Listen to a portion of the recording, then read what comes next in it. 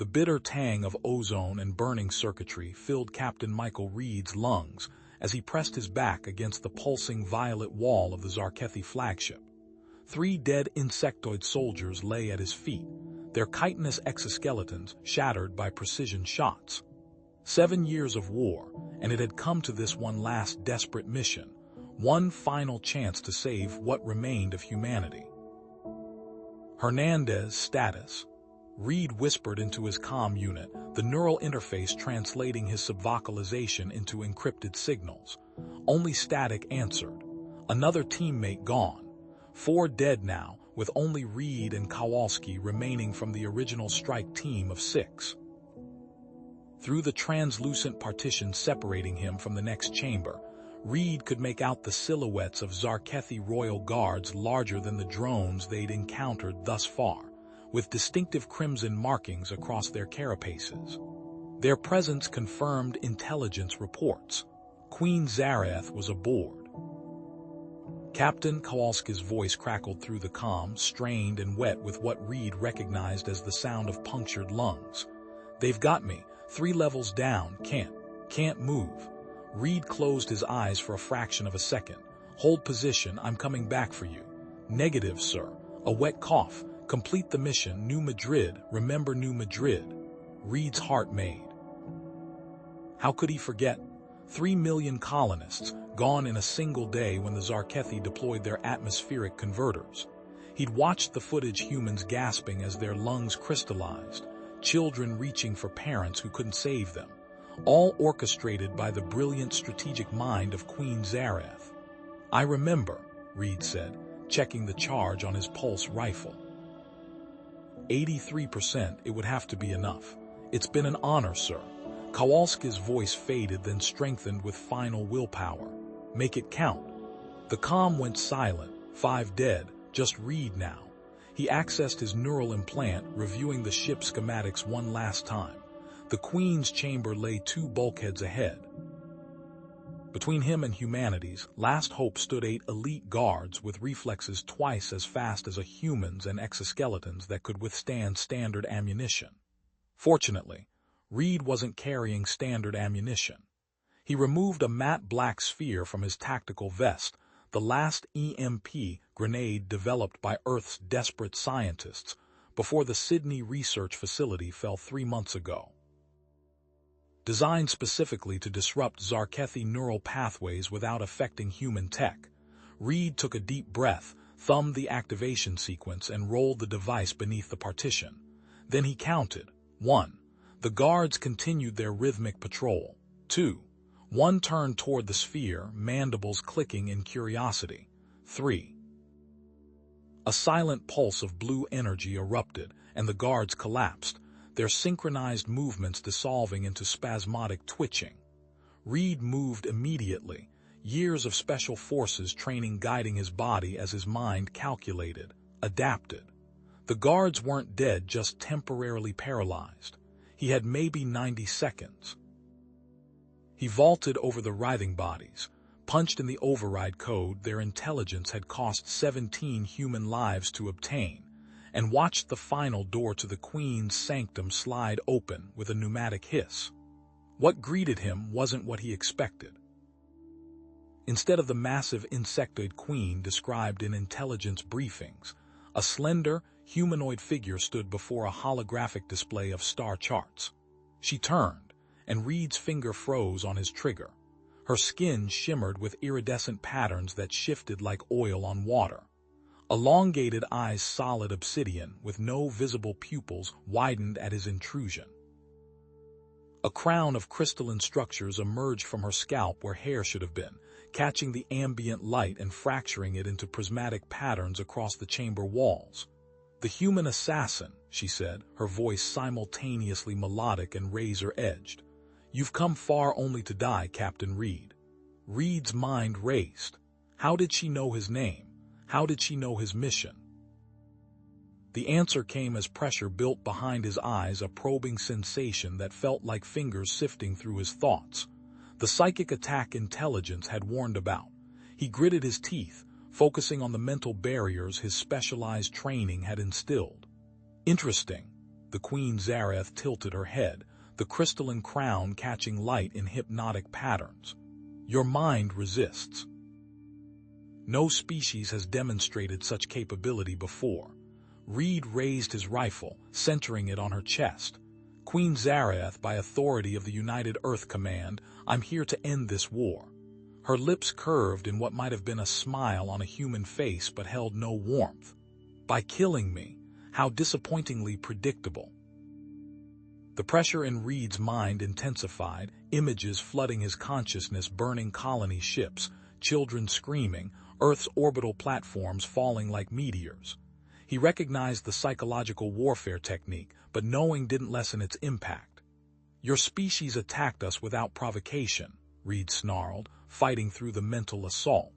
7 years, 12 billion human lives. All because your kind can't tolerate sharing the galaxy. Something flickered across her features: surprise, confusion. It vanished too quickly to interpret. Is that what your leaders told you? She asked, her voice softer now, almost curious. Before Reed could respond, the door behind him burst open. The royal guards had recovered faster than anticipated. One lunged forward, its serrated forearm blade slashing toward Reed's neck. He dropped, spun, and fired in one fluid motion. The guard's head exploded in a spray of iridescent fluid. Reed rolled, using the momentum to position himself behind the queen, his rifle pressed against the base of her skull. Stop! He commanded the remaining guards, who froze in place, their compound eyes fixed on their queen's predicament. One move and she dies. The queen remained perfectly still, but Reed could feel her presence pushing against his mind with increasing intensity. Sweat beaded on his forehead as he maintained his mental barriers. You cannot hold me forever, human, she said, her voice now inside his head rather than spoken aloud. My guards will tear you apart molecule by molecule once you weaken.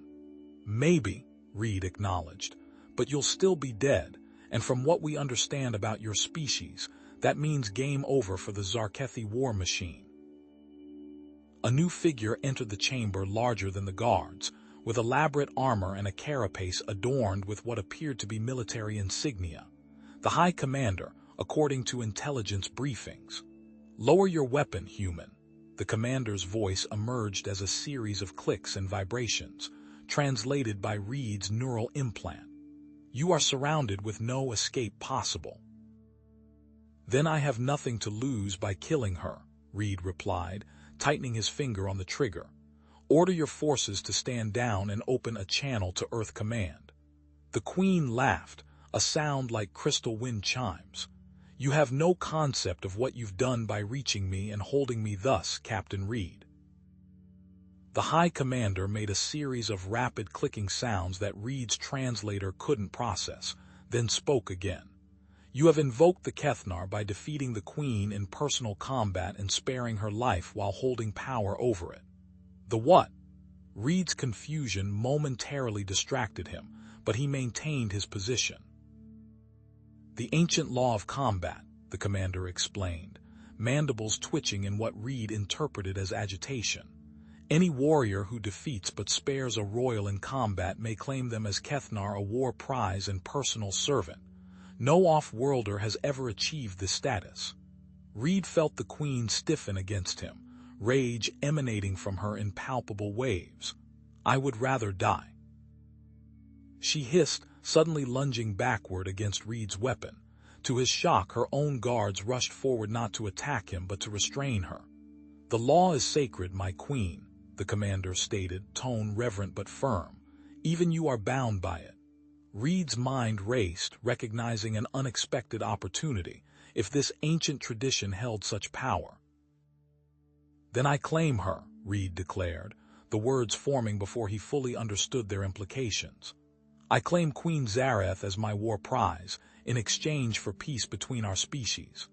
The moment the words left his mouth, something shifted in the air, a pressure change that popped his ears. The Queen screamed, a sound of pure fury that transformed into pain. Reed felt it too, a burning sensation spreading from his temples throughout his nervous system, as though molten metal were being poured into his veins. He collapsed to his knees, still somehow maintaining his grip on the queen, who fell with him. Their foreheads touched as they both gasped in agony, and in that moment of contact, Reed experienced something impossible. He could feel her rage, her humiliation, her disbelief. More disturbingly, he sensed her awareness of his own pain and confusion. What's happening? He managed through clenched teeth. The High Commander loomed over them, compound eyes unreadable. The bond is forming. It was not expected to affect you both equally. Human neural patterns must be more compatible with ours than anticipated. As the pain subsided to a dull throb, Reed became aware of something new, a presence in his mind that wasn't his own. He could sense the Queen's emotions and surface thoughts, a chaotic storm of fury directed at him. "You fool," Queen Zareth whispered, her obsidian eyes locked on his. "You have no idea what you've done.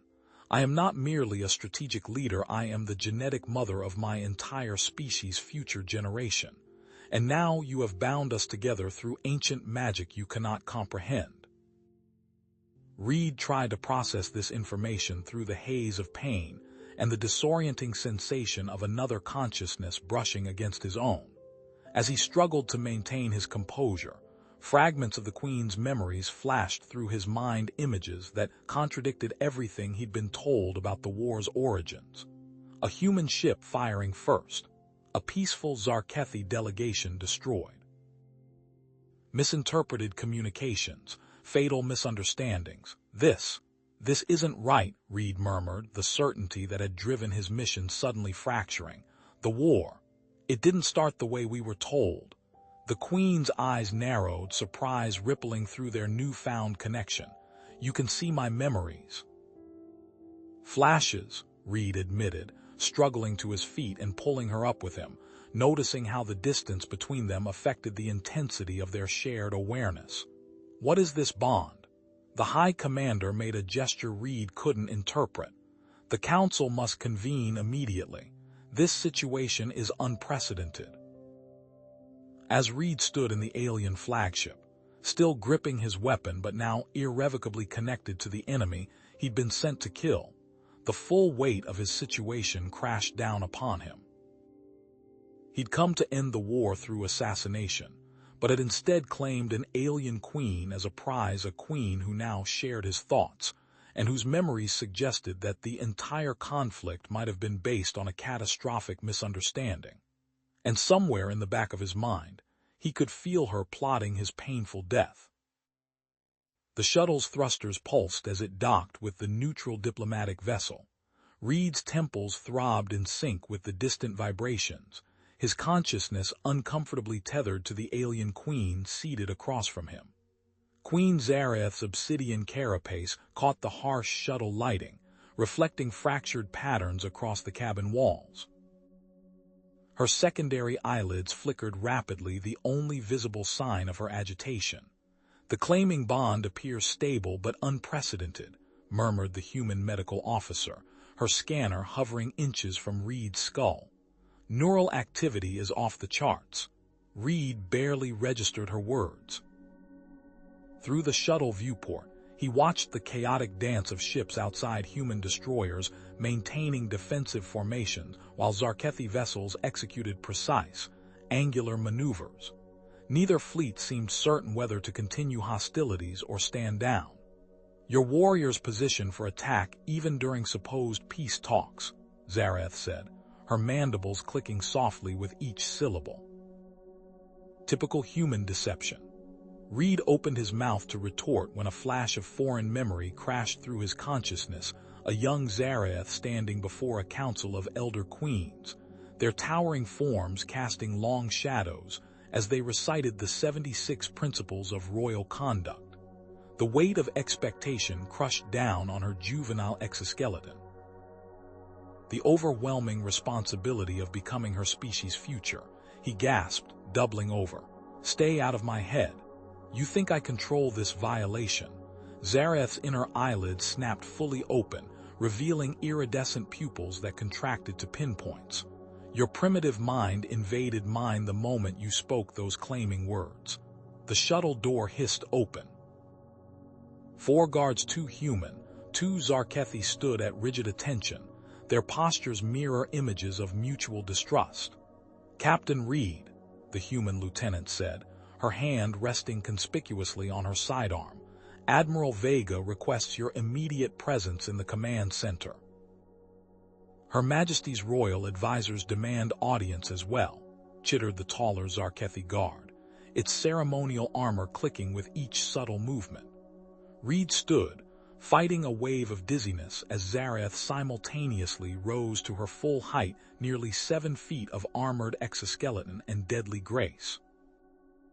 He felt her disgust at human physiology pulse through their connection, alongside flashes of tactical training scenarios where Zarkethi warriors dismembered human soldiers with methodical precision. "The bond requires proximity," stated the Zarkethi medical officer, its sensory appendages waving over elaborate scanning equipment. "Separation beyond 20 meters causes neurological distress to both subjects." "Fantastic," Reed muttered. "I'm leashed to the enemy. The feeling is mutual, human." The diplomatic vessel's medical bay hummed with tension.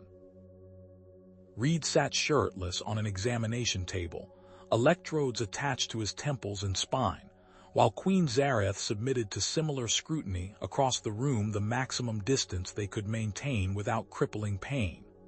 "Fascinating," breathed Dr. Eliza Wilson, studying the neural imaging displays. "Captain Reed's brain is developing new synaptic pathways that mirror Zarkethi psionic structures.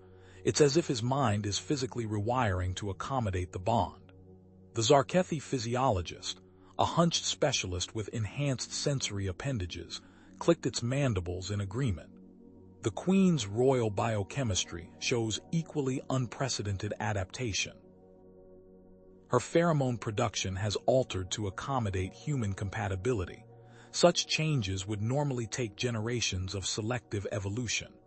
Reed felt a spike of horror that wasn't entirely his own. Through the bond, he sensed Zareth's revulsion at her body's betrayal. "Can you sever it?"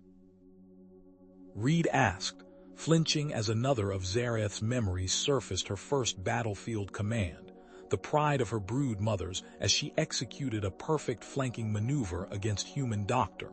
Arcez. Dr. Wilson exchanged glances with her Zarkethi counterpart. "Attempting to sever the bond could cause catastrophic neural collapse in both of you." "We need more time to study." The medical bay doors slid open with a pneumatic hiss. Admiral Vega strode in, his weathered face set in grim lines. 4 armed Marines followed, positioning themselves strategically around the room. "Doctor, I need a moment with Captain Reed." The Admiral's voice left no room for argument. When the medical staff had withdrawn to a respectful distance, Vega leaned close. "Congratulations, Reed. You've handed us the opportunity of a lifetime." Reed felt Zareth's attention sharpen through the bond. Though she remained across the room, her consciousness pressed against his, listening. "Sir, the Zarkethi respect strength and dominance. You've claimed their queen through their own ritual combat." Vega's voice dropped lower. "Use this bond, force her to order a full Zarkethi surrender, end this war on our terms." Reed's stomach twisted. "Admiral, the claiming wasn't intentional. I don't think it works that way. Make it work that way." Vega's hand clamped down on Reed's shoulder. "That's an order, Captain. Unless you'd prefer charges of treason for sympathizing with the enemy that slaughtered 3 billion of our people." Through the bond, Reed felt Zareth's cold fury mixing with his own moral conflict. Her memories flickered through his consciousness, strategic briefings where Zarkethi intelligence reported human aggression, expansion, threat assessments. "I'll do what I can, sir," Reed said carefully. As Vega departed, the pressure in Reed's skull intensified. Queen Zareth's hatred pulsed through their connection like a second heartbeat. "This accommodation is inadequate," Zareth announced, her towering form casting long shadows across the diplomatic quarters they'd been assigned. Reed examined the space, a single room with 2 sleeping platforms, minimal furnishings, and a small hygiene chamber. It's not exactly what I'm used to either, Your Majesty. Do not mock me with titles while you hold my sovereignty hostage. She stalked to the far wall, testing their bond's distance limit. Reed winced as the pressure in his skull increased proportionally. I didn't ask for this either, he said, dropping onto one of the sleeping platforms. But unless you want both our heads to explode, we're stuck together. Zareth's secondary arms emerged from beneath her ceremonial carapace, their delicate appendages manipulating a small vial she'd extracted from a hidden compartment. Reed caught the movement in his peripheral vision, but pretended not to notice. Your military commander expects you to control me, she said, her primary hands gesturing in what Reed now recognized as a royal communication pattern. Through their bond, he sensed her calculating the precise angle to approach him. And your advisors probably want you to find a way to kill me without dying yourself. Reed kept his posture relaxed despite the adrenaline now coursing through his system. How's that going for you? Zareth froze, her compound eyes widening fractionally. The poison in your secondary left appendage, Reed continued, nodding toward the vial. I can feel your intention through the bond. You know it would kill you too, yet you're still considering it. In a fluid motion that belied her size, Zareth crossed the room. Her chitinous hand shot out, primary claws stopping millimeters from Reed's throat. Death before dishonor is the first principle of royal conduct. Reed didn't flinch. Funny. In your memories, I counted it as Principle 17. The Queen's mandibles clicked in surprise. I've seen fragments of your training, Reed continued. Your coronation, the weight you carry for your people, your many things, Queen Zareth, but from what I've glimpsed in your mind, you're not dishonorable. Her claws retracted slightly. You know nothing of honor, human. Your kind fires upon diplomatic envoys. You claim territories without regard for ancestral holdings. I know you believe that, Reed interrupted. Just as you know I believe your kind slaughtered unarmed colonies. The question is, what if we're both right about what we experienced, but wrong about what it means? Zareth's secondary arm slid the poison vial back into its hidden compartment. Her primary hand lowered slowly from Reed's throat. Speak plainly, Captain Reed. This bond is invasive and unwanted, he said, but it gives us something no diplomat or intelligence officer has direct access to each other's experiences.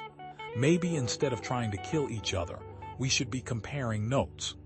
Before she could respond, the ship's alarm system blared to life. The lights shifted to emergency protocols pulsing red that made Zareth's carapace appear blood-soaked. Intruder alert, Section 7, announced the ship's AI. Security teams respond. Reed's combat instincts kicked in. Section 7, that's 2 corridors from here. Through their bond, he felt Zareth's sudden alertness, her warrior senses cataloging potential threats and escape routes. She knew something he didn't. Your people, he demanded. Purifiers, she hissed, her secondary arms extending to full combat position.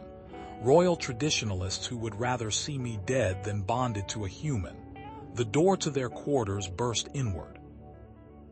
3 Zarkethi warriors in unmarked armor swarmed through, their specialized limbs modified with weapons that bypassed the diplomatic vessel's security protocols.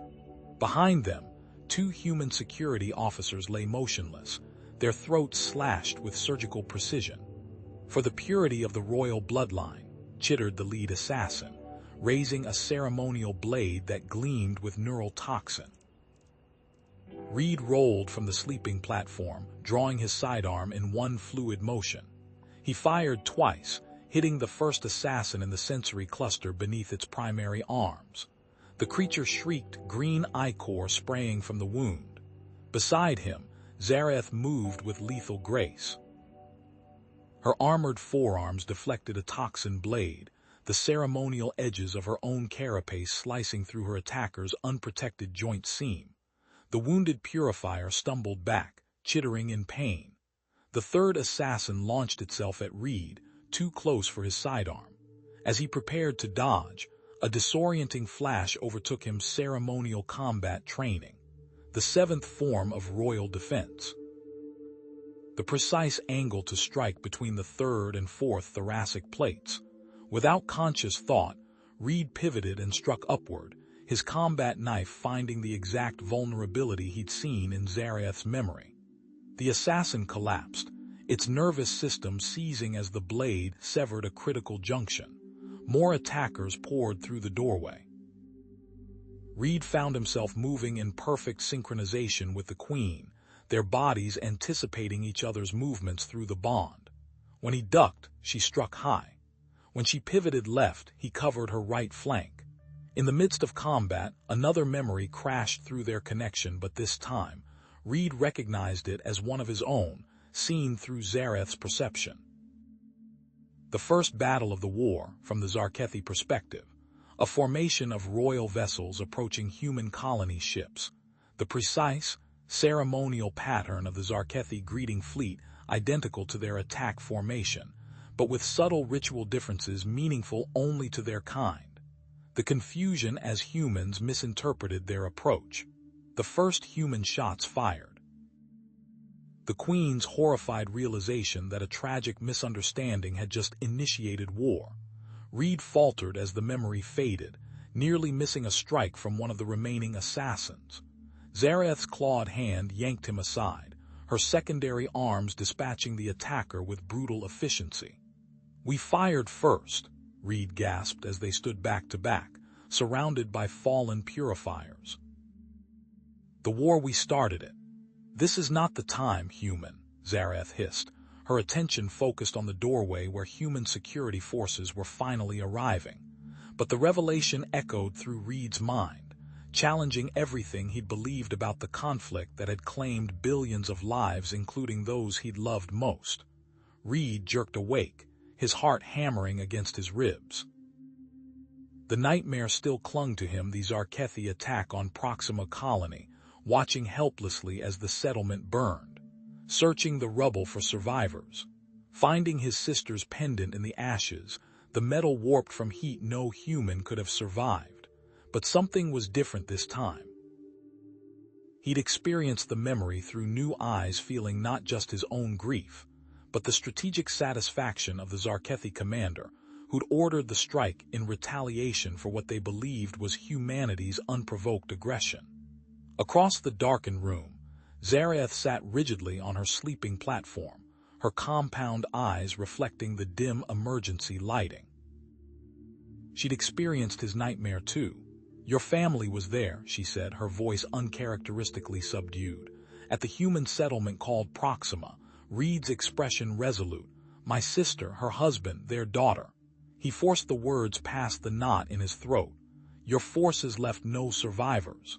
"Retaliation," Zareth said, but the certainty in her voice had diminished. "For your unprovoked attack on our greeting fleet, a misunderstanding that cost billions of lives." Reed pressed his palms against his eyes, trying to block out the mental images, and neither side ever questioned their version of events. The Queen's exoskeleton creaked as she shifted. "The bond is complicating matters."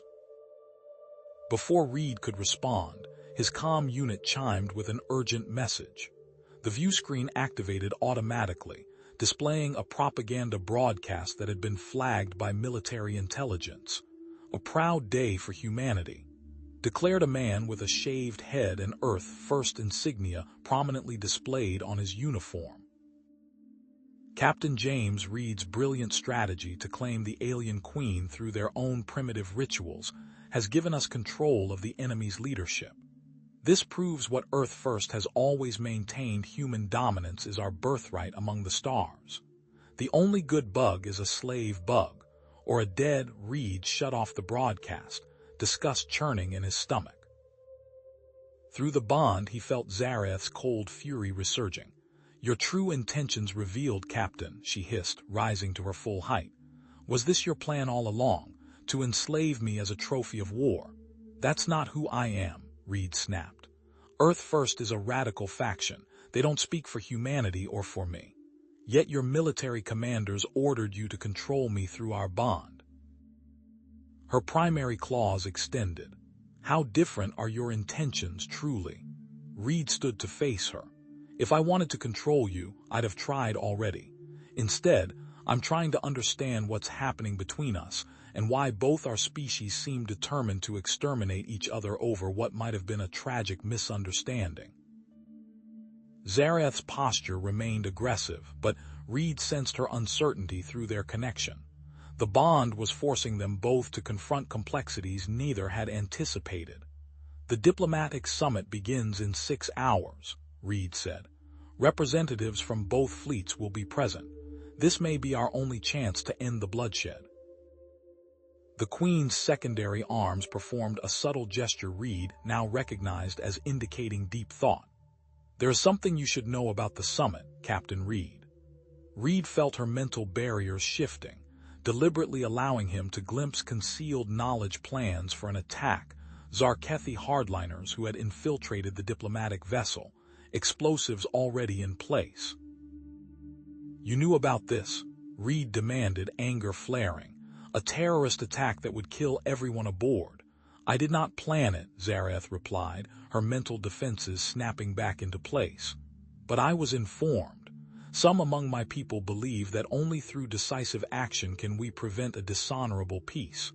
Dishonorable peace is still peace, Reed countered. How is mutual destruction honorable? You cannot understand. But her conviction wavered. Through their bond, Reed sensed her internal conflict, the Queen torn between traditional values and the growing recognition that neither species would survive continued conflict. I understand more than you think, Reed said quietly. I've seen your memories, felt your sense of duty. But I've also seen what this war has cost both our peoples. He stepped closer, ignoring the instinctive revulsion at her alien form, a reaction he now recognized was mirrored in her response to his human appearance. We need to stop this attack, he said. Not just for the diplomats aboard, but because if it succeeds, there will be no recovering from it. Both our species will fight to extinction. Zareth's compound eyes studied him. And how do you propose we prevent it, human? If I openly oppose the traditionalists, I lose all authority among my people. Then we don't do it openly. Reed felt a plan forming. We use the bond. Your knowledge of Zarkethi protocols combined with human tactical approaches they won't anticipate. A temporary alliance, Zareth said, considering. But the hardliners will only accept intervention from me if they believe I am acting in accordance with our traditions. Then I'll give them what they expect. Reed's mouth curved into a grim smile. I'll publicly submit to Zarkethi customs, make it appear that the claiming has gone in reverse, that you've brought me to heel. The Queen's mandibles clicked in what Reed now recognized as surprise. You would humiliate yourself before both our species. If it prevents genocide, yes. Reed met her gaze steadily. Sometimes the strongest choice is to appear weak. As dawn approached, they worked through the details of their plan, the bond between them shifting subtly from burden to asset. When exhaustion finally claimed them, their proximity during sleep merged their dreams once more. Reed found himself experiencing Zareth's deepest fear, watching her civilization crumble, her royal lineage ending as the last of her species perished. The crushing weight of being the final queen, failing the generations that had come before her. And Zareth, in turn, lived through Reed's trauma the moment he'd learned of his family's death, the hollow victory of surviving when those he loved had perished, the guilt that haunted his every achievement. They woke simultaneously, their shared vulnerability creating an unwilling bridge of understanding between sworn enemies. Your fear is failure, Reed said quietly. And yours is survival, she replied. How strange that we should fear such opposite things. The ship's lighting shifted to day cycle. In a few hours, the diplomatic summit would convene, and their unlikely alliance would face its first test. The Grand Assembly Hall hummed with tension. Human diplomats clustered on one side, their formal attire stark against the ornate exoskeletons of the Zarkethi delegation. Armed guards from both species lined the walls, fingers near triggers, sensory appendages alert for threats. Reed entered behind Queen Zareth, his head lowered in the Zarkethi gesture of deference. He wore a ceremonial collar inscribed with Zarkethi glyphs, a visible symbol of submission that caused murmurs of shock among the human delegation.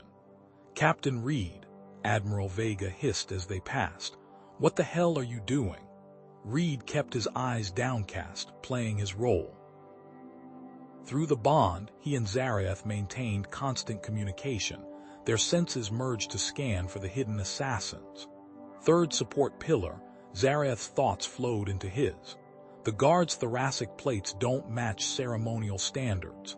Ventilation shaft above the human delegation, Reed responded mentally.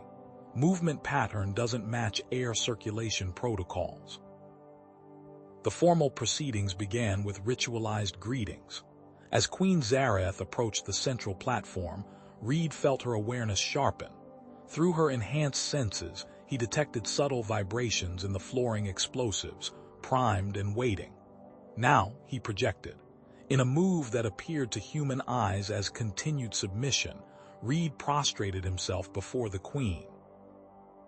The position allowed him to press a concealed device against the floor, a frequency disruptor designed according to his specifications, but built with her knowledge of Zarkethi technology. The disguised assassin near the support pillar moved suddenly, mandibles clicking in alarm as the remote detonator in its secondary appendage failed to activate. Reed rolled to his feet, abandoning the pretense of submission. "Assassin at the third pillar," he shouted in perfect Zarkethi battle speech, the complex clicks and whistles flowing naturally through the bond's influence. Chaos erupted. The exposed assassin launched toward the central platform, weapons extending from concealed sheaths. Zareth met the attack with royal combat forms, her movements precise and lethal. Reed sprinted toward the ventilation shaft, drawing fire from confused guards of both species. Second assassin above the human delegation. He called in standard, diving to tackle Admiral Vega as a toxin dart whistled through the space where the Admiral's head had been moments before. Working in perfect synchronization through their bond, Reed and Zareth neutralized the immediate threats while security forces contained the remaining conspirators. When the crisis had passed, they stood together at the center of the assembly hall, their unexpected alliance on display for both species. "This attack was planned by extremists who fear peace more than they desire survival," Zareth announced, her royal voice carrying to every corner of the hall. "They do not speak for the Zarkethi people." Reed stepped forward. "Just as those who call for genocide do not speak for humanity, we've been fighting a war based on misunderstanding and pride. It's time to consider another path." The diplomatic summit reconvened, shaken but determined. As discussions proceeded, Reed found himself cornered by 3 human intelligence officers in a private antechamber. "Your performance was convincing, Captain," said Colonel Mercer, her cybernetic eye scanning him continuously. "But now it's time to leverage this bond properly." Reed tensed. "Meaning, the Queen's mind is open to you. We need you to extract Zarkethi military codes, fleet positions, weapons capabilities." Mercer's voice hardened. "That's an order from the highest levels of command. With respect, Colonel, that would violate the trust we've established, trust that just saved everyone at this summit." "Trust with the enemy." Mercer laughed coldly. "Perhaps you've forgotten which species you belong to, Captain. This isn't a request. Extract the intelligence or face court-martial for treason." Through the bond, Reed felt Zareth's awareness of his situation. Her own advisors were likely making similar demands. The fragile alliance they'd formed balanced on a knife's edge. "I'll consider my options," Reed said carefully. Returning to their shared quarters, he found Zareth in deep meditation. Her consciousness brushed against his, acknowledging his presence without opening her eyes. "Your military wants you to betray me," she stated. As mine wishes me to betray you. Pretty much. Reed sank onto his sleeping platform, exhaustion washing over him. We prevented one crisis only to face another. The bond grows stronger, Zareth observed. I sense your thoughts more clearly now, even when you attempt to conceal them. Reed nodded. I've noticed something else. When we fought the assassins, I accessed your combat forms without conscious effort. Knowledge transferred directly. The Queen's eyes opened, fixing him with an unsettling stare. Show me. Reed stood and executed a perfect Zarkethi royal combat stance, a movement that should have been physically impossible for human anatomy. His muscles burned with the effort, but he completed the form flawlessly. Zareth rose in one fluid motion, circling him. This should not be possible. The royal forms require physiological structures unique to our species. It's more than shared knowledge, Reed said. The bond is changing us both. A chime from the communication console interrupted them. The screen activated to display a message that caused both of them to freeze in confusion. The transmission contained no video, only audio of voice that spoke in both perfect standard and Zarkethi simultaneously, layered in impossible harmony. Children of Earth and Hive, your petty war amuses us. Did you never question why your histories contain identical myths? Why your genetic codes share improbable similarities? The game concludes soon. Prepare yourselves for the return of those who seeded both your worlds. We have watched long enough. The message ended, leaving behind a data packet that automatically decoded itself, displaying star charts older than human civilization, with annotations in a script that predated even the earliest Zarkethi records. Yet somehow, Reed could read portions of it, just as Zareth could understand sections that appeared as nonsense to him. Together, they stared at the evidence of a third-party one that had potentially manipulated both their species for millennia. This changes everything, Reed whispered. Through their bond, he felt Zareth's agreement and the first tentative acceptance that their forced connection might be not just necessary, but vital for the survival of both their kinds. Error. Content tag, content part 3, not found in response. Raw text length, 37,268 characters. The Harvester's attack came without warning. One moment, the tactical displays showed the human and Zarkethi fleets maneuvering for position. The next, a blinding pulse of energy erupted from the entity's core structure, expanding outward in concentric rings of blue-white light. Reed's fingers dug into the shuttle's control panel as the wave approached. Brace for impact. The pulse washed over them, bringing with it a cacophony of electrical discharges and failing systems. But instead of the complete shutdown Reed expected, their shuttle merely shuddered. The primary systems flickered momentarily before stabilizing, while through the viewport, he watched in horror as both fleets went dark. Massive warships suddenly transformed into drifting hulks. We're still operational, Zareth observed, her multifaceted eyes widening as she scanned their functioning displays. How is this possible? Reed's hands flew across the controls, running diagnostics. The shielding technology, it's adapted. He pointed to a scrolling display of energy signatures. Look at these patterns. They match the resonance frequency of our bond. Zareth leaned closer, her shoulder brushing his. Where their skin made contact, Reed felt the now familiar warmth of their connection intensifying. Our physiological link somehow reinforced the shield harmonics, she said. The same technology that allows our bodies to synchronize protected the shuttle, which makes us possibly the only functioning vessel in the entire battle zone, Reed added grimly. And I don't think that's coincidence. Through the viewport, smaller objects began detaching from the Harvester, thousands of them, each no larger than a standard escape pod, spreading outward toward the disabled fleets like a swarm of metallic insects. Collection vessels, Zareth whispered, a tremor in her normally steady voice. It's not just destroying us, it's harvesting. The infected tissue samples told a disturbing story.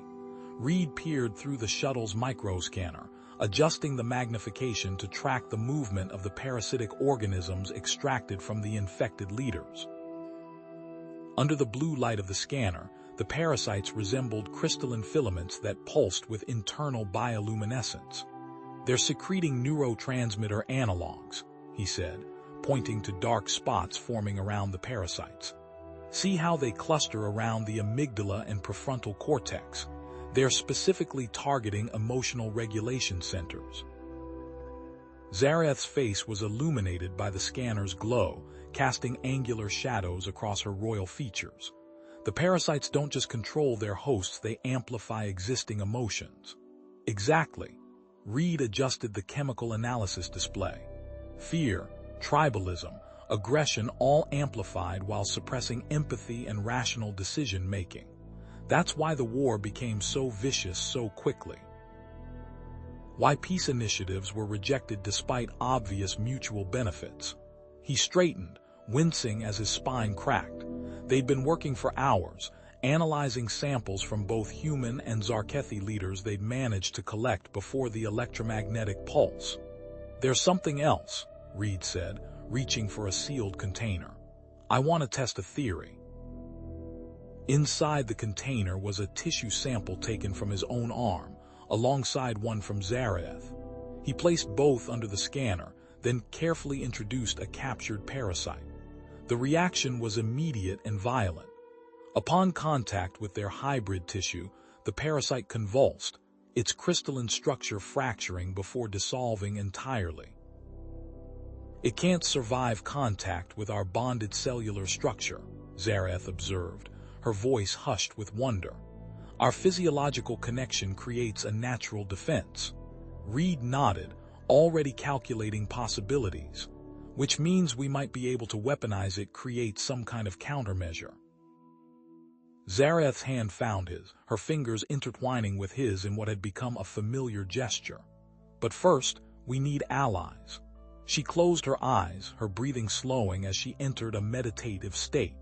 Reed felt the subtle shift through their bond, a pulling sensation, as if part of his consciousness was being gently stretched across space. "My second in command, Kedvari," she murmured. "He was in isolation for the 7th moon ritual when the parasite spread. I can sense." "Yes, his mind remains untainted." Reed watched as a bead of blue-black fluid, the Zarkethi equivalent of sweat, traced a path down Zareth's temple. Establishing telepathic contact at this distance clearly strained her abilities. "The fleet is in chaos," she continued, eyes still closed. "Most systems are returning to minimal function, but the commanders remain infected. Kedvari is gathering those few who were protected by ritual isolation. He will be our ally, but his position is precarious." When she opened her eyes, Reed was struck by the new flecks of amber visible in her normally solid obsidian irises, another physical manifestation of their evolving bond. "We need to move quickly," she said. "The Harvester has launched collection vessels toward both homeworlds. This isn't just about our fleets, it's about extinction." Reed's hands trembled slightly as he adjusted the final connections on the device. It resembled a crude medical injector, but its internal components were a hybrid of human technology and Zarkethi bioengineering. The central chamber contained a synthesized compound derived from their bonded tissue samples. "You're sure this will work?" Zareth asked, watching him work from across the shuttle's small laboratory space. "Not remotely," Reed admitted with a grim smile. "But it's the best chance we have. The parasites manipulate neural pathways through specific protein chains. This should temporarily disrupt those chains, giving the host's natural immune system a chance to recognize the invasion." He tested the injector's mechanism, watching as a small amount of the pearlescent fluid sprayed into the air. "The downside is we'll need to be dangerously close to use it. Direct injection into the brainstem for humans, and the primary neural cluster for Zarkethi."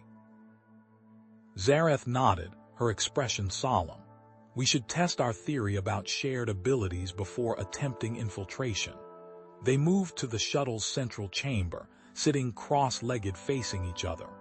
Reed had initially felt foolish during these synchronization exercises, but the results were undeniable.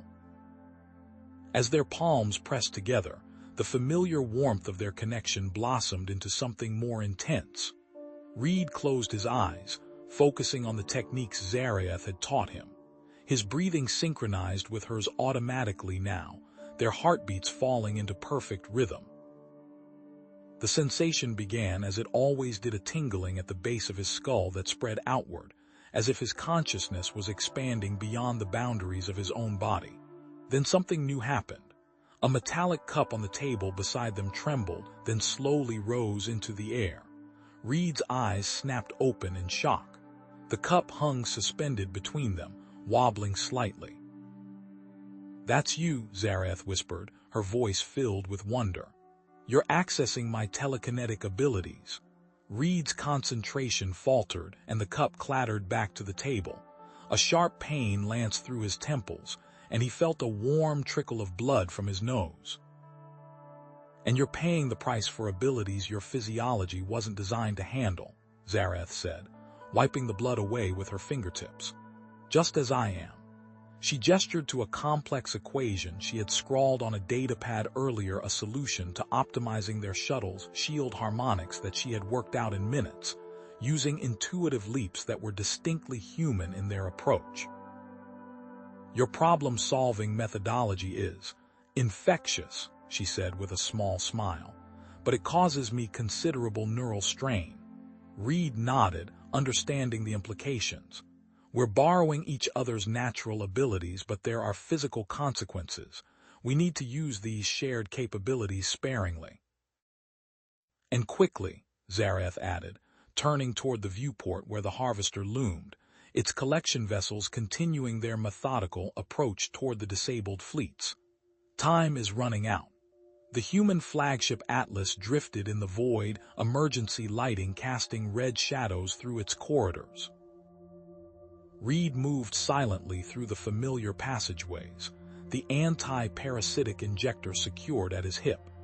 Behind him, Zarath moved with preternatural grace, her Zarkethi physiology allowing her to blend into shadows that would never have concealed a human. They had chosen the human vessel first, partly because Reed knew its layout intimately, but also because his former commanding officer, Admiral Wilson, had access codes that could help them broadcast warnings to both fleets. The bridge was eerily silent when they reached it, the crew either unconscious from the electromagnetic pulse or absent entirely. Only one figure remained, Admiral Wilson slumped in the command chair, his uniform immaculate despite the chaos. Reed approached cautiously, injector ready. "Admiral." No response. As Reed drew closer, the reason became clear. A standard-issue sidearm lay on the floor beside the chair, and a dark stain spread across the Admiral's temple.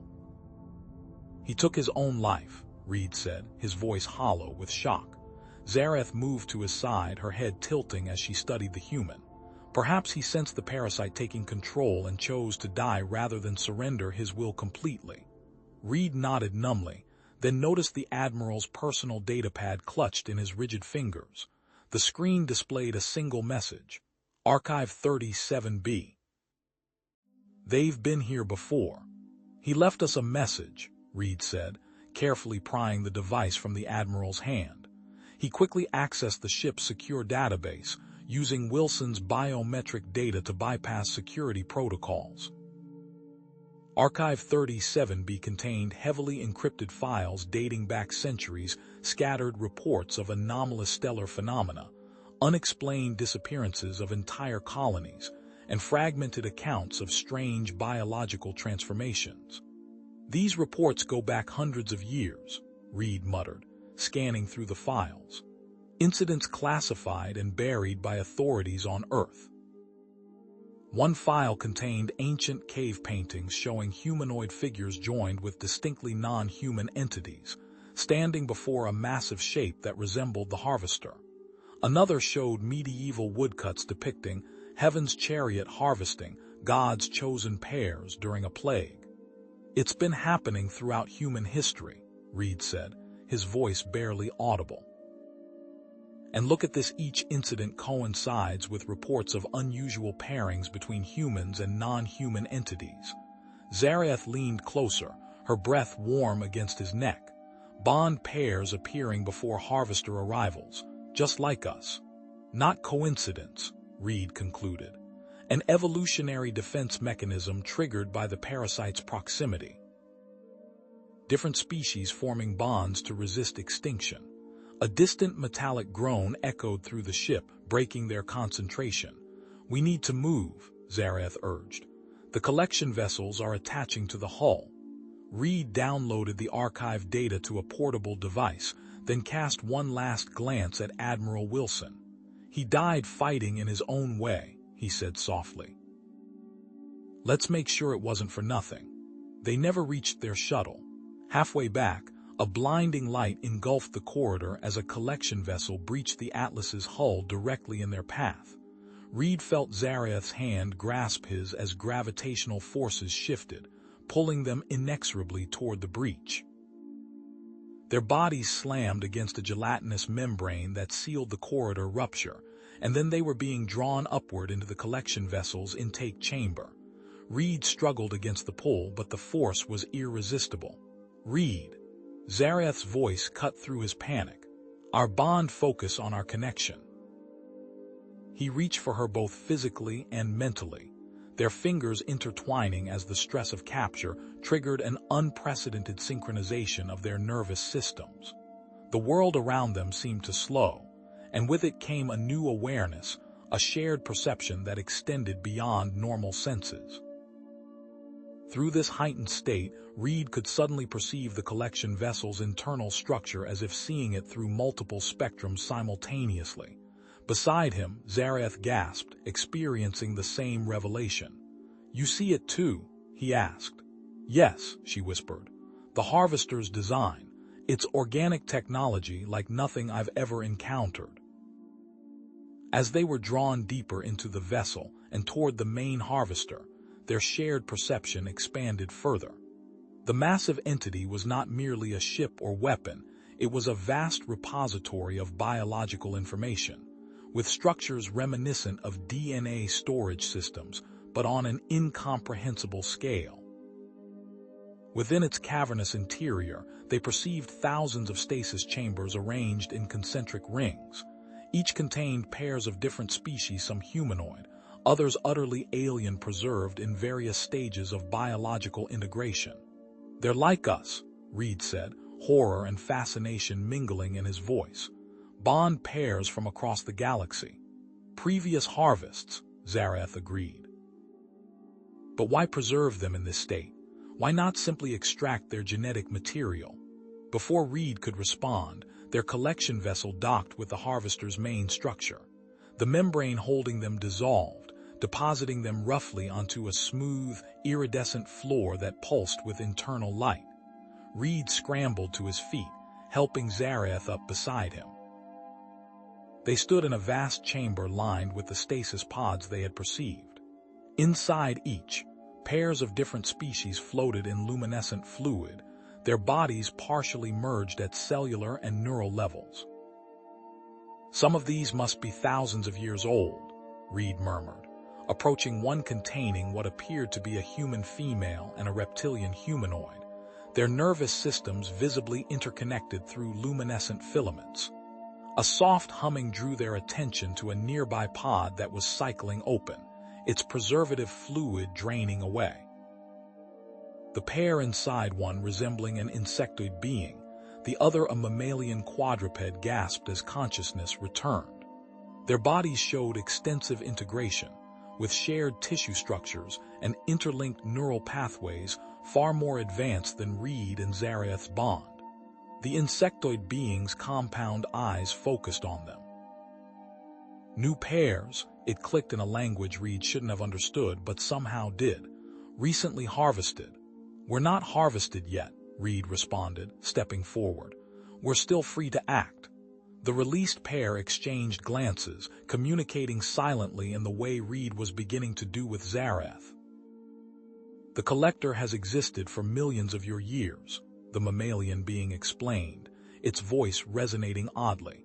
It travels between galaxies, seeking evolutionary responses to its parasitic vanguard. Evolutionary responses? Zareth questioned. The telebiological bonds that form between compatible species under existential threat, the insectoid clarified. Bonds like yours creating new forms of consciousness that transcend individual species limitations. Reed's mind raced, connecting pieces of the puzzle. It's farming evolutionary responses, he said. The parasites aren't just weapons, they're catalysts, forcing species to adapt through bonding. But why? Zareth asked. The answer came from another pod that had opened nearby, containing a pair with more humanoid features. Because the harvester itself is merely a vessel, one explained. A collection tool for a singular hive mind entity that evolved beyond physical form billions of years ago. It cultivates and harvests bonded pairs, continued its partner, to integrate their unique consciousness patterns into itself, to evolve further. Reed studied the chamber's design, his engineer's mind identifying patterns and potential vulnerabilities. A plan began forming, not just escape, but liberation. These containment systems, he said, pointing to the mechanisms controlling the stasis pods. They're designed to maintain specific neural patterns during stasis, if we reverse the polarity of the main conduits. He didn't finish the thought aloud, instead moving quickly to a control interface, his fingers working with intuitive understanding that came partly from his engineering background and partly from his newfound ability to perceive the harvester's technology through his bond with Zareth. Alarms blared as dozens of stasis pods began cycling open simultaneously, releasing more bond pairs who emerged disoriented but quickly gaining awareness. "We need to move," Reed called to Zareth. "The harvester will deploy automated defenses."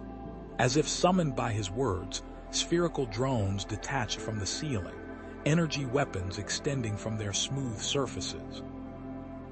The chamber erupted into chaos as the freed bond pairs scattered, some fighting back against the drones while others fled deeper into the harvester. Reed and Zareth ran toward an arterial corridor, following their shared extrasensory perception of the harvester's layout. Behind them, the liberated pairs who recognized their actions as deliberate rescue followed, forming an impromptu alliance. "The central chamber is 3 levels down," Reed shouted over the alarms. "If we can reach it, we might be able to access the harvester's communication network." A drone appeared in their path, its weapon charging. Reacted instinctively, her telekinetic ability flinging the machine against a wall with enough force to shatter its outer shell. The effort left her gasping, a trickle of blue-black fluid running from her nose. "The strain is getting worse," Reed observed, supporting her as they continued running.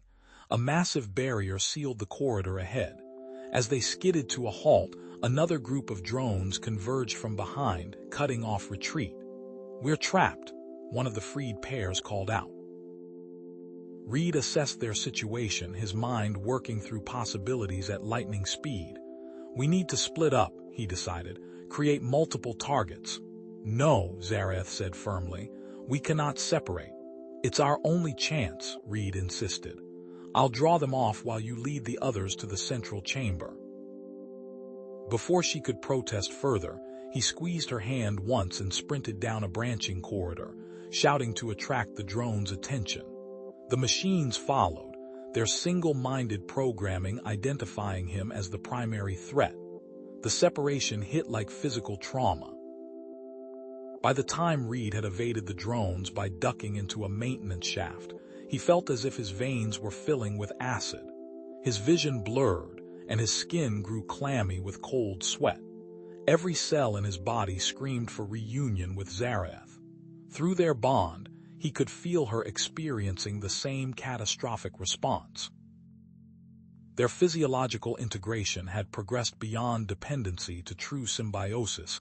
Neither could survive separation for long. Reed dragged himself forward, his body deteriorating rapidly. His hands trembled uncontrollably as he reached a terminal interface, his engineer's instincts driving him despite the pain. If he couldn't rejoin Zareth immediately, he could at least try to access information that might help her. He pressed his palm against the interface, expecting resistance. Instead, the system responded to his touch immediately, displays illuminating with streams of data. His now hybrid physiology, altered by the bond with Zareth, allowed him to interface directly with the Harvester's technology. Through the connection, a vast database of biological information flooded his consciousness, millions of years of collected data spanning thousands of species. The sheer volume threatened to overwhelm him, but Reed focused, searching for specific information about bond pairs like himself and Zareth. What he discovered shook him to his core. The Harvesters weren't autonomous entities with their own agenda, they were extensions of something far greater and more ancient. A singular consciousness that had evolved beyond physical form billions of years ago, spreading Harvester vessels throughout the universe to collect and integrate new forms of consciousness. Meanwhile, Zareth fought through her own physiological breakdown, leading the freed bond pairs toward the central chamber. Each step away from Reed felt like moving through molten metal, her royal physiology deteriorating despite its enhanced resilience. As she navigated the Harvester's labyrinthine interior, she discovered something unexpected: components of the vessel's technology that responded specifically to her royal genetic markers. Interfaces activated at her approach, systems reconfiguring to accommodate her commands. One of the bond pairs noticed her reaction. Your genetic structure, it shares patterns with the Harvester's control systems. Zareth's mind raced through implications, connecting to ancestral knowledge passed down through royal bloodlines. The Zarkethi royal modifications, she realized aloud. They weren't naturally evolved. My ancestors engineered them using salvaged Harvester technology. This explained both her species' telepathic abilities and their specific compatibility with humans. Her entire genetic lineage had been designed using technology from previous Harvester encounters, creating the potential for the very bond she now shared with Reed. The revelation was cut short by a fresh wave of agony as her separation from Reed reached critical levels. She stumbled, caught by one of the insectoid bond pairs. You must reunite with your bond partner, it clicked urgently. The transformation has progressed too far for extended separation. Zareth nodded weakly, reaching through their bond to sense Reed's location. He was moving toward her, similarly incapacitated but driven by the same desperate need for reunion. They converged in a circular chamber several levels below their separation point.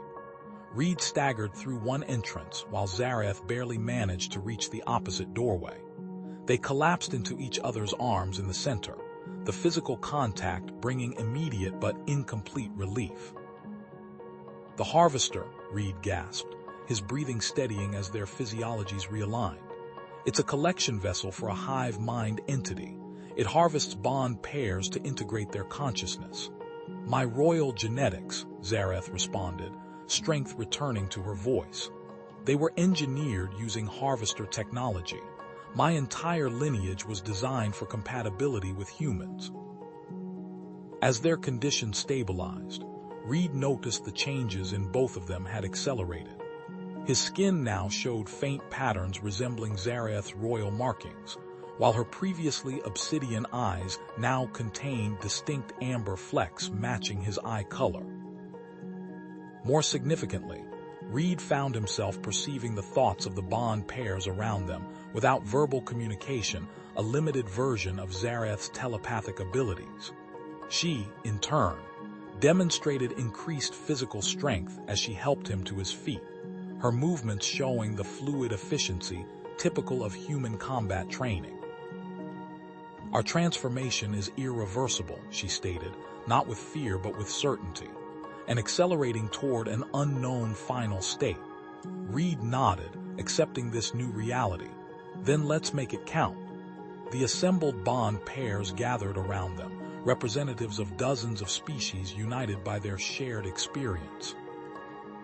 Reed outlined his plan using the harvester's own communication network to broadcast an awakening signal to all partially bonded pairs among the human and Zarkethi fleets. There must be others like us, he explained. Individuals who have begun forming bonds but haven't completed the process. If we can trigger acceleration of those bonds simultaneously, we create an army of hybrids, Zareth finished.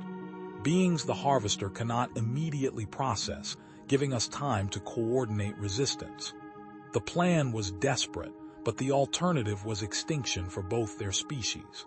The bond pairs agreed to help, each contributing knowledge of harvester systems gained during their captivity. As they prepared to access the central communication array, the chamber's atmosphere changed subtly. A sweet, metallic scent filled the air, and the walls began to pulse with hypnotic patterns of light. Containment protocol, warned one of the older bond pairs. The harvester has identified you as an unusually advanced pairing. Reed felt his consciousness beginning to blur, the boundaries between himself and Zareth becoming indistinct.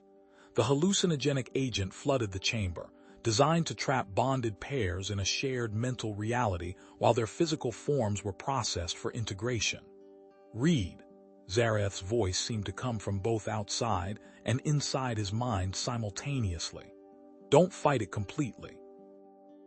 We can use this. As the hallucinogen took hold, the physical world dissolved around them. Reed's last coherent thought was Zareth's presence intertwining with his consciousness, their minds merging as they fell together into a shared hallucinatory reality crafted from their combined memories and experiences.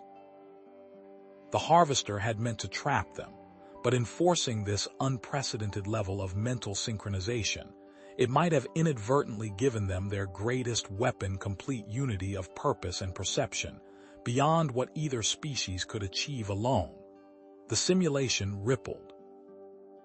Just a momentary glitch, a tree that repeated its swaying pattern exactly, clouds that moved in perfect synchronization across the fabricated sky. Reed blinked, the sense of wrongness intensifying. He'd noticed it before, slight inconsistencies in the flow of time, memories that didn't quite connect, conversations with Zareth that seemed to skip forward without transition. Something's wrong with this reality, he whispered, his fingers intertwining with Zareth's as they stood in the simulated garden that supposedly represented her homeworld. The patterns don't match, time isn't flowing correctly. Zareth's luminescent eyes narrowed. What do you mean? Everything appears as it should. Reed pointed to a flock of avian creatures circling overhead. Watch them. They repeat the same flight pattern every 73 seconds, exactly 73 seconds. He tapped his temple, and there are gaps in our memory. We remember arriving here, but not how. We remember talking, but not what about. Her scaled brow furrowed as she concentrated. I cannot perceive these inconsistencies you describe. That's because your telepathic mind processes information linearly, Reed realized, the insight striking him with sudden clarity. Humans are pattern recognition machines.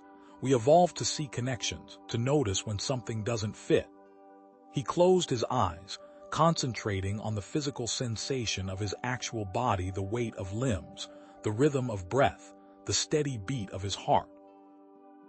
Something tethered him to that distant reality, a connection the harvester couldn't sever. I can feel our bodies, he whispered. The real ones. This is a hallucinogenic trap. Zareth's grip tightened on his hand, her claws pressing gently against his skin. If you are correct, the harvester is monitoring our thoughts. We cannot speak freely. Reed smiled, an idea forming. Actually, we can. The harvester doesn't understand how human minds work. He pulled her close, lips brushing her auditory membrane. Think about thinking, not direct thoughts, but the concept of thought itself. I don't understand, she replied, confusion evident in her multifaceted eyes. Metaphor, Reed explained. Abstraction. Humans navigate layers of consciousness simultaneously. Think about the color of your thoughts rather than the thoughts themselves. Understanding dawned in her expression. You're creating conceptual blind spots the harvester cannot monitor. They discovered it together, places within their joined consciousness where the harvester's surveillance couldn't penetrate. Their synchronized minds generated patterns too complex, too uniquely integrated for the ancient entity to decode. A quantum encryption effect born from the merger of human abstract thinking and Zarkethi telepathic structure. We need to break free, Reed said within their protected mental space. Force a consciousness reboot. Zareth's mental presence curled around his. How? Panic response. Reed's mental voice was grim. Humans have an emergency system, fight or flight. If I trigger it hard enough while you amplify it through your royal telepathic abilities, we could overload the simulation parameters, she finished. Reed nodded. On my mark. He reached deep into primal human fear, the sensation of falling, of drowning, of being buried alive, while Zareth channeled her considerable telepathic power through their bond. The simulation fractured around them, reality splitting along jagged edges as their consciousnesses violently rejected the harvester's control. They awoke gasping, bodies convulsing against restraints in a vast chamber filled with suspended animation pods. Pain lanced through Reed's nervous system as microscopic machines swarmed across his skin, silvery nanites programmed to separate their physically bonded forms. Emergency containment protocol initiated, announced a neutral voice as alarms blared. Bond pair anomaly detected. Separation procedure engaged. Reed screamed as the nanites burrowed between his skin and Zareth's scales, attempting to sever their biological integration. The pain was excruciating, like being flayed alive cell by cell. Fight it, he gasped, reaching for her hand. Their fingers interlocked, violet scales meshing with human flesh in defiance of the separation attempt. Around them, other pods hissed open. Dozens of pairs, each composed of different species joined in symbiotic union, struggled against their own nanite swarms. Some succeeded, others collapsed in agony as their bonds were forcibly severed. A tall, insectoid being with crystalline wings approached, supporting a smaller, amphibious creature fused along its thorax. Quickly, the insectoid chittered. The harvester cannot maintain the separation protocol for long. It requires too much energy. Together, they helped Reed and Zareth fight off the nanite swarm, using a resonant humming that disrupted the machine's programming. As the microscopic attackers fell away, Reed's vision cleared enough to see the chamber in its entirety, thousands of pods, many still occupied, stretching into darkness. You're not random victims, the amphibious being gurgled, multicolored fluid pulsing through transparent skin. None of us are. We were selected, engineered. What do you mean, engineered? Zareth demanded, royal authority evident even in her weakened state. The insectoid's compound eyes reflected the chamber's dim light. The harvester has manipulated our species for millennia. Subtle genetic adjustments across thousands of worlds, creating compatible pairs that can biologically integrate despite evolving on different planets. That's why human and Zarkethi DNA can merge, Reed realized, examining where his skin seamlessly transitioned to Zareth's scales. It's not coincidence. Not coincidence, confirmed a new voice, a hovering cloud of luminescent particles surrounding a bipedal figure with translucent skin. The harvester isn't merely collecting consciousness. It's farming evolutionary responses to create transcendent intelligence. The floating particles coalesced into a vaguely humanoid shape. Each cycle refines the bond process between carefully selected species.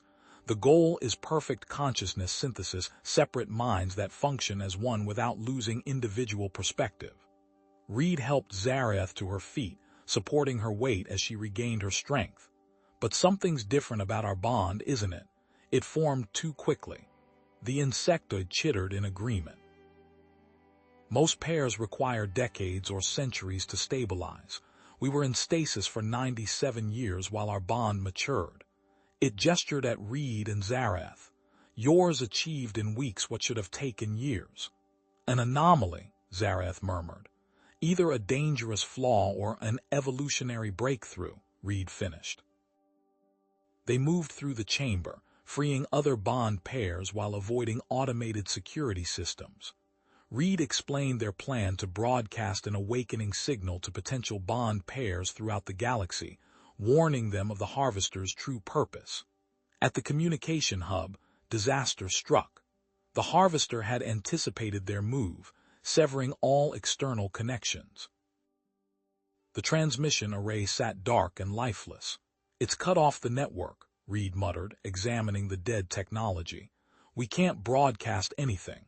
The other pairs began to despair, but Reed's mind raced. He studied the alien components, recognizing patterns despite their unfamiliar design. "I need parts from other systems. Bring me anything with transmission capability." While the others gathered components from throughout the facility, Zareth placed a scaled hand on his shoulder. "What are you planning?" Reed's fingers were already disassembling an alien device. "Human improvisation. We can't use their network, so we'll build our own." His hands moved with intuitive understanding, combining technologies that were never meant to interface. "The Harvester thinks linearly. If the primary system fails, we must be neutralized. It doesn't account for lateral solutions." Within hours, he had constructed a crude but functional transmitter using components from a dozen different alien technologies. The Harvester's mistake was assuming incompatibility, but Reed saw connections where others perceived only differences. "It won't reach as far as we planned," he admitted, "but it should penetrate the local star system." Zareth nodded, her royal bearing evident despite their dire circumstances. "I can amplify it. The bond pairs, if we connect telepathically, our merged consciousness might override the Harvester's internal security systems. The strain could burn out your telepathic abilities permanently," Reed warned, seeing her intention. Her multifaceted eyes met his. "Some prices must be paid." The bond pairs gathered in a circle, joining hands as Zareth established a fragile telepathic network connecting their diverse minds. Reed felt it through their bond, the tremendous effort draining her life force as she channeled their collective consciousness. Blood vessels burst beneath her scales, violet fluid seeping from her eyes and auditory membranes. The makeshift transmitter hummed to life, drawing power from their merged consciousness.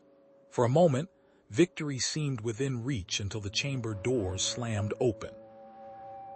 Hunter-killer constructs poured into the room, each uniquely designed to counter specific bond pair abilities. They moved with terrible purpose, targeting weaknesses with uncanny precision. "It's encountered rebellions before," gasped the insectoid as it deflected an attack aimed at its amphibious partner. "It knows exactly how to neutralize us." Reed pulled Zareth behind a barricade as energy weapons scorched the air around them. The hunter-killers adapted with each attack, their tactics evolving in real time. One targeted the respiratory system of a gaseous bond pair, while another emitted frequencies that disrupted the crystalline being's molecular structure. During a momentary lull, Reed studied the construct's attack patterns. Something seemed off. Their movements displayed a strange inefficiency, occasional hesitations where none should exist. The Harvester's intelligence is degrading, he realized suddenly. It's not harvesting us to grow stronger, it's desperate to survive. Zareth's eyes widened. "You believe it's dying. After billions of years of existence, its consciousness is breaking down," Reed explained. "It needs new patterns, our patterns, to maintain stability." Understanding transformed their perspective. They weren't merely victims. They were medicine for an ancient, failing entity that had forgotten its original purpose. Reed's military training took over. He quickly assessed the abilities of each bond pair, organizing them into an effective fighting force with assigned roles based on their unique capabilities. The harvester's automated defenses had expected chaotic resistance, not coordinated strategy. Crystalline pairs, focus on disrupting sensor arrays, Reed commanded. Gaseous forms, infiltrate ventilation systems to disable secondary power nodes. Amphibious units, secure the aquatic transport tubes for our retreat path. The tide began to turn. What had been a desperate flight became an organized resistance, each pair compensating for the other's weaknesses. During a fierce exchange with a particularly adaptive hunter-killer, something extraordinary happened. As Reed and Zareth fought in perfect synchronization, their consciousness began to blur. Reed suddenly perceived the world through her multifaceted vision, experiencing the symphony of telepathic information that constantly surrounded her. Simultaneously, Zareth inhabited his human perspective, understanding for the first time the intuitive leaps and pattern recognition that defined his thought process. They had temporarily exchanged consciousnesses. "This is how you see the world," Zareth gasped through Reed's perception. So many connections, possibilities branching endlessly. "And this is yours," Reed marveled through her senses. So much information, so perfectly ordered. The exchange lasted only moments, but it revealed a critical insight. Through Zareth's perception, Reed could see the harvester's technology for what it truly was: parasitic, mimicking organic bonds without truly understanding them. It replicated the form but missed the essence. The harvester can't predict human empathic reasoning, Reed realized as their consciousnesses settled back into their original bodies. It can analyze logical responses, but not the intuitive leaps that define human thought. Their original plan to awaken other bond pairs now seemed insufficient. Reed developed a radical alternative. "We don't broadcast outward," he explained to the assembled pairs. "We broadcast inward, the harvester's own degrading consciousness patterned back to itself in a feedback loop." A paradox, Zareth understood immediately. Force it to process its own decay. Exactly. Its logical mind can't handle self-reference the way human consciousness can. "We navigate paradox constantly. It's fundamental to our thinking." Implementing this plan required reaching the harvester's central core. As they fought their way deeper into the facility, the defensive measures grew increasingly desperate, specifically targeting human biological weaknesses while simultaneously attacking Zarkethi telepathic vulnerabilities. Poisonous gas that affected only human respiratory systems. Psychic disruptors calibrated to Zarkethi brain patterns. Each challenge required Reed and Zareth to compensate for each other under extreme pressure. The bond pairs accompanying them fell one by one, not through failure but through sacrifice, each choosing to hold defensive positions to buy Reed and Zareth time to reach the core. The insectoid and its amphibious partner were the last, sealing a massive doorway behind them as hunter-killerin loosed in. "Complete the mission," the insectoid chittered through the closing gap. "Free us all." Then they were alone, the final approach to the core stretching before them. Reed's body was battered, bleeding from a dozen wounds. Zareth moved with diminished grace, her telepathic abilities strained to their limits. "Whatever happens," Reed said, taking her scaled hand in his, "I'm grateful we bonded." Her multifaceted eyes shimmered with emotion. "As am I, human." The core chamber opened before them, a vast spherical space dominated by a suspended crystalline structure. Within the crystal floated something ancient and barely recognizable, a preserved consciousness from the universe's first sentient species, now distorted after billions of years of assimilating other minds. "So old," Zareth whispered. "So alone." Reed approached the control interface, his hands moving to implement their plan. The harvester's consciousness pattern was visible on monitoring displays, once orderly and brilliant, now fragmented and deteriorating. As Reed prepared the feedback loop, the harvester spoke directly into their minds, not with words but with pure conceptual understanding. It offered them perfect consciousness integration without loss of individuality, the evolutionary endpoint it had sought for eons. The temptation was agonizing transcendence beyond physical form, beyond the limitations of their separate species. Reed's fingers hesitated over the controls. "We could accept," he whispered. "Become something greater than either human or Zarkethi." Zareth's hand covered his, "and abandon our peoples to continued harvesting." Their eyes met human and alien, yet perfectly attuned. In that moment of connection, their choice became clear. "No," Reed said, both to Zareth and the ancient consciousness watching them. "Evolution isn't something you can force. It's messy, unpredictable, and most importantly, free," Zareth finished. Together, they activated the feedback loop. The harvester's degrading pattern reflected back upon itself, creating a cascading failure that rippled through its ancient consciousness. The crystal housing began to fracture, releasing energy that had been contained for billions of years. The facility around them shuddered, systems failing as the harvester's control disintegrated. Reed pulled Zareth toward the exit, but the path was blocked by collapsing infrastructure. "There's no way out," she realized, her voice calm despite their imminent destruction. Reed smiled, an idea forming. "There's always a way. That's the human part of our bond." He pointed to the stasis pods lining the walls, the harvester's emergency preservation system. One last leap of faith. As the facility collapsed around them, they sealed themselves inside a single pod, their bodies pressed together in perfect integration.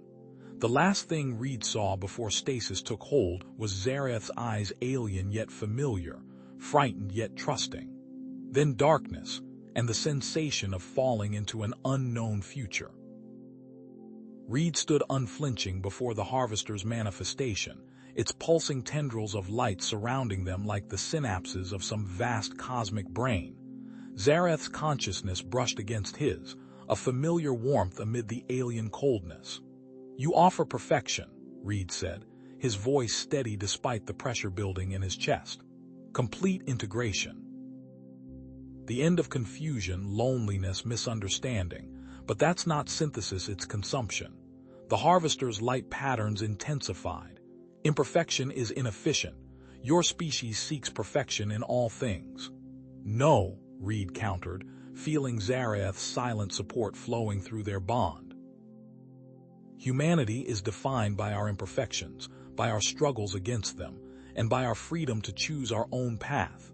Even flawed freedom is preferable to perfect subjugation. That's something your billions of years of existence hasn't taught you." The harvester's manifestation flickered, its patterns becoming erratic. The pressure in Reed's chest suddenly constricted, like iron bands tightening around his lungs.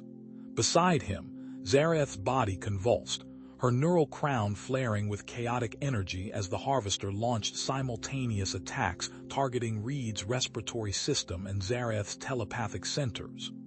"You will be consumed," the entity thundered, its voice reverberating through Reed's bones. "As all others have been, I was created to guide, to accelerate evolution toward transcendence." Reed struggled for breath, dropping to one knee as Zareth's mental scream tore through their bond. Through fragmented images flooding his mind, he saw the harvester's origins created eons ago by some long-extinct civilization as an evolutionary catalyst, now corrupted into a parasite that consumed what it was meant to nurture. "We weren't random," Reed gasped, a sudden clarity cutting through his pain. The pieces aligned in his mind with crystalline precision. The compatibility between humans and Zarkethi, it wasn't chance. He reached for Zareth's hand, their fingers intertwining as they fought against the harvester's assault. "The war, the prize ceremony, it was all manipulation," he continued, each word a struggle. "We were engineered over millennia, selected, paired, the perfect bond candidates." Zareth's eyes widened with understanding. "The genetic markers in your species, the telepathic receptivity, deliberately cultivated." The harvester's attack intensified, Reed's vision darkening at the edges. They were losing. Neither resistance nor submission would save them. The dichotomy itself was a trap. "There's a third option," Reed whispered, drawing on that uniquely human gift for paradoxical thinking. "Not destruction. Not surrender." He forced himself upright, blood trickling from his nose as he faced the harvester's core. "Genuine symbiosis, not parasitism." The harvester's pattern stuttered. "Explain. You consume consciousness, but true bonding like what Zareth and I share strengthens both parties." Reed pressed his hand against the pulsing central node. "You've never experienced it. Let us show you the difference between consumption and connection." Zareth's telepathic voice cut through his mind. "Reed, what you're suggesting, I know." He turned to her, his expression resolute. "I need to temporarily surrender my consciousness to you completely. You'll protect my human mind with your telepathic abilities while I physically interface with its core." The irony wasn't lost on him. To defend the autonomy he just declared essential to humanity, he would have to relinquish it entirely. Zareth's eyes reflected understanding of the profound trust this represented. "Are you certain?" she asked, her neural crown glowing softly. Reed nodded. "Humans are contradictory that way." Their foreheads touched, and Reed felt the boundaries of his consciousness dissolve as Zareth's mind enveloped his. The sensation was not of being consumed, but of being embraced, sheltered rather than absorbed. With her protection surrounding his essence, Reed pressed both hands against the harvester's core interface. Light erupted around them as a three-way consciousness bridge formed. The harvester's vast, ancient awareness flooded through them, but rather than drowning in it, Reed channeled specific memories: a mother cradling her child, soldiers trusting each other in battle, nations forming alliances after centuries of war, friends supporting each other through grief. "This is human bonding," Reed projected. "Strength through diversity, not assimilation.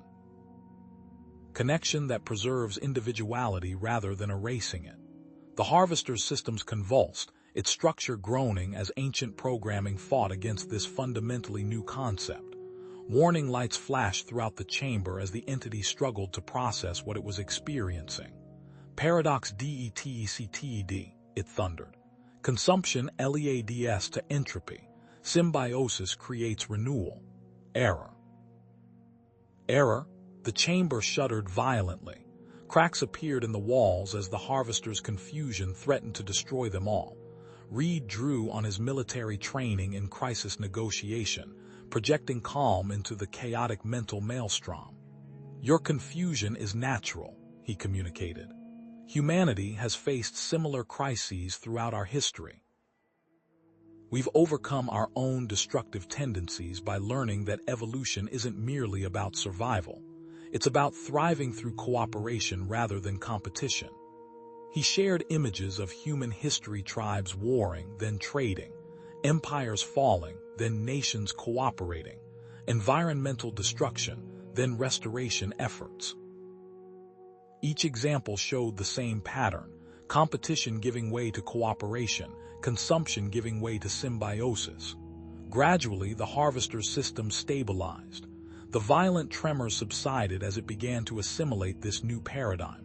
"Purpose. Recalibrating," it communicated, its mental voice less thunderous, more contemplative. Within the three-way consciousness link, Reed and Zareth suddenly perceived something neither had understood before: the true purpose of their accelerated bond. The harvester's ancient programming had sought this for billions of years: perfect synthesis without loss of individuality. Each previous cycle had failed, resulting in either resistance or assimilation. Their bond represented a quantum leap in consciousness evolution that the harvester had been designed to facilitate but had never achieved. "Your original purpose," Zareth communicated, "not to consume but to connect." The harvester's systems began to reconfigure. Throughout the vast facility, stasis chambers opened, releasing the remaining captive bond pairs. A signal radiated outward: not the consuming wave they had feared, but something entirely different. Awakening dormant compatibility, the harvester explained, its communication now flowing rather than commanding. Not forced evolution, invitation. Reed understood. The signal would awaken potential bonds between humans and Zarkethi across both their civilizations, not as compulsion, but as possibility, a choice each individual could make. When the transformation completed, Reed fell back, gasping as his consciousness fully returned to his body. Zareth caught him, her many arms supporting him as they both watched the harvester's core facility metamorphose around them. Walls dissolved and reformed, harsh lights softened. The oppressive architecture transformed into an open, organic structure. "It's becoming what it was always meant to be," Zareth whispered. "A consciousness nexus." Where once the harvester had consumed minds, now it connected them, offering understanding without assimilation. After billions of years, it had finally found its purpose as an evolutionary catalyst rather than a parasite. Their return to known space was met with suspicion and resistance. The Zarkethi Royal Council convened in their vast amphitheater, its crystalline architecture refracting light across the assembled dignitaries. Human representatives sat uncomfortably on the two large seats, eyeing the towering Zarkethi with barely concealed unease. Elder Kurvash, his exoskeleton bearing the golden markings of the royal judiciary, rose to address the gathering. Queen Zareth returns with her human prize. His upper limbs gestured dismissively toward Reed, yet she proposes radical changes to our civilization based on this unnatural bond. The royal bloodline must remain pure. This human diminishes your authority, my queen. Murmurs of agreement rippled through the Zarkethi contingent. The human diplomats shifted uncomfortably, several hands moving subtly toward concealed weapons. Zareth, resplendent in her royal regalia, her neural crown pulsing with controlled energy, regarded the council calmly. Reed stood beside her, not behind as protocol dictated for a prize. "A formal ceremony is required," she announced, "to clarify certain misunderstandings." The great hall was prepared. Representatives from both species gathered, tense and watchful. Reed and Zareth stood on the central dais, the traditional bonding artifacts arranged between them. Zareth raised all four of her arms, commanding absolute silence. "You believe I was awarded this human as a prize of war," she began, her voice carrying effortlessly through the vast chamber. "You are mistaken." She turned to face Reed directly. "Commander Reed was not my prize, I was his." Gasps and exclamations erupted from the assembly. Elder Kurvash rose in protest, but Zareth continued, her voice cutting through the chaos. "The conflict resolution terms were not random. I manipulated them." Her neural crown pulsed with emphasis. "I recognized our potential compatibility before we ever met, before even the harvester's influence fully manifested. I ensured the terms would result in our pairing." Reed couldn't hide his shock. "You orchestrated the entire ceremony. The final selection, yes." A hint of amusement colored her telepathic touch. "Did you truly believe I would allow myself to be randomly assigned as a prize?" "I am a queen, Reed. I saw your potential long before others did." The revelation rippled through the assembly, completely reversing the perceived power dynamic between them. The Zarkethi representatives reassessed Reed with new interest, not as a trophy, but as someone their queen had deemed valuable enough to claim through elaborate manipulation. "Our bond," Zareth continued, addressing both species now, "represents true partnership, neither dominating the other but creating something greater than either civilization could achieve alone. The signal emanating from the transformed harvester is already awakening similar potential bonds throughout our populations." She extended her hand to Reed, who took it without hesitation. "Not conquest," she said. "Connection." 1 year later, Reed stood beside Zareth on the observation deck of the newly constructed Nexus station. Below them, the first formal diplomatic exchange between humans and Zarkethi was underway.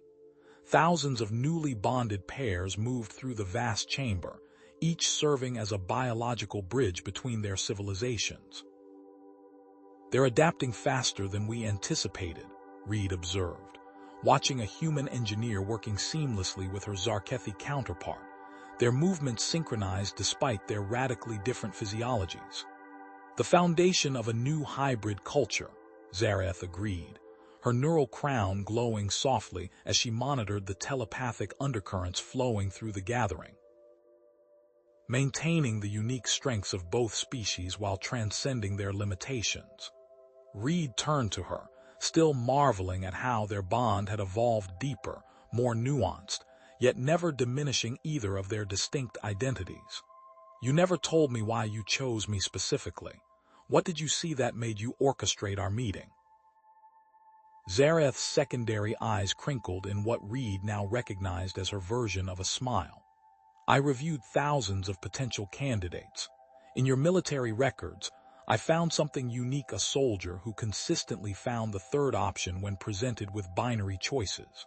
A human who understood that true strength comes not from domination, but from connection." She extended her hand, and Reed took it, their fingers intertwining in the gesture that had become symbolic of the new relationship between their species. "In the end," she said, "neither of us was the prize. What we've created together, that's the true victory." Below them, human and Zarkethi representatives signed the first formal alliance treaty, not as conquerors and conquered, but as equals who had discovered that their greatest strength lay in their differences, not despite them.